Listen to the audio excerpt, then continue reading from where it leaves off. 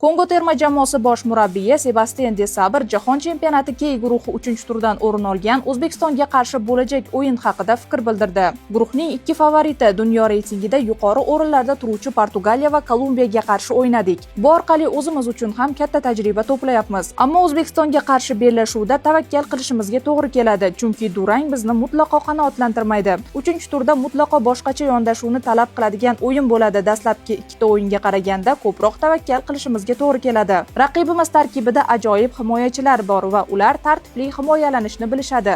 Shunga qaramay maydonda borimizni beramiz. Nima bo'lgan taqdirda ham biz jahon chempionatiga qanday maqsad bilan kelganimizni yaxshi bilamiz. Shuning uchun so'nggi bahs biz uchun hal qiluvchi ahamiyatga ega bo'ladi, deydi de Sabre. Ma'lumot o'rnida K guruhida Kolumbiya 6 ochko bilan peshqadamlik qilayotgan bo'lsa, Portugaliya 4 ochko bilan ikkinchi o'rinda bormoqda. Kongo hisobida 1 ochko mavjud.